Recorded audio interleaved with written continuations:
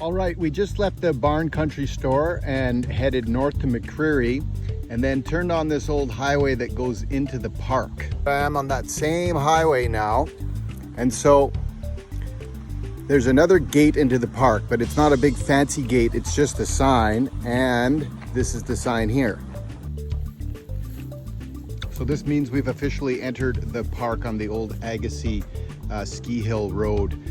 Right across the street over there is a big baseball diamond, and then beside that is the McCreary Golf Course. So from the gate there, we take this road in. It'll be about another, I don't know, 3 or 4 kilometers until we get to the trailhead. And here we are. The Oak Ridge turnoff will be to the right. So the trailhead is just a very simple cul-de-sac. All that there is here is a garbage can and a sign. So the sign here is going to show us that we can do the short loop in 3.1 kilometers or the long loop in 6.4 kilometers. Today we're just going to do the short loop, and we'll just show you what we're bringing. Because we're only doing the short trip, we'll maybe just have a snack before and not have to carry it all. But if we were doing the long loop, we've got a little bag of peanuts, a pack of pepperettes, loaf of bread, some cheese, some apples, and then a whole bunch of water as well. We go.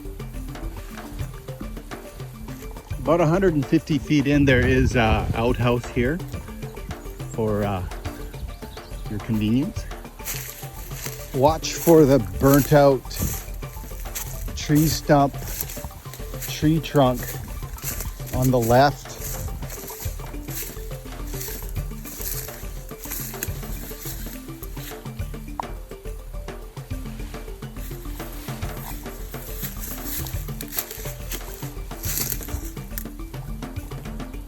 So cool.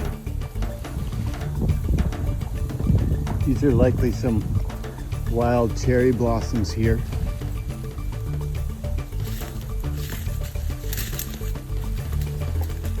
Coyote scat in a nice little circle.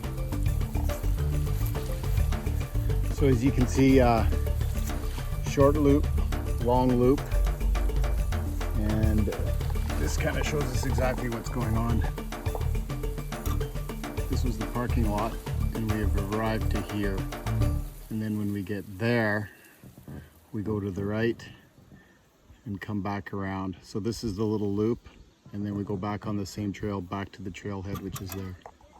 This is more like what bear poop would look like, quite a bit larger and full of grass. All right, so we've arrived at the beginning of the loop, which is right here, and it asks you to stay right. If you stay right, then you're not going to make any errors and you won't miss this little cutaway that happens right here. But yeah, just know that we're going to follow the path here to the right, and we'll be right back here in maybe 25 minutes or so. Yeah, there's this big ravine here, goes way down. You can hear that there's a creek down below. Yeah, so keep your eyes peeled for that on the right-hand side, just when you start the loop. There's another pretty decent encroachment on the trail, right? So eventually this ridge will just slough off and take this trail with it, and hopefully the park will keep the trail maintained around it. Otherwise you have what happens at Burles and Bittersweet. This happened to a bunch of the trails and they ended up closing one of the greatest loops ever. But at least we still have this loop. And we arrive at the junction between the long loop and the short loop. So there's the trail for the long loop. There's the trail for the short loop. So this is where the long loop will come out, right here. This is the shortcut. And then the long loop and the short loop carry on here back towards the parking lot. I figured it would take 25 minutes, and it was pretty much exactly 25 minutes. Today's June 1st, 2026. Francis, can you give me a report on the mosquitoes? Seen worse. By the way, if you see one of these, this is a trail cam. So you can see there's a little camera in there. And what they're doing is they're keeping a tally, a count on how many people walk by and probably how many deer walk by as well. So they want to know what the usage is on these trails for further investment in maintenance or just letting them go, depending on the use. All right, we're back at the trailhead parking lot, and that whole adventure for us was under an hour, and yeah, it was a good time.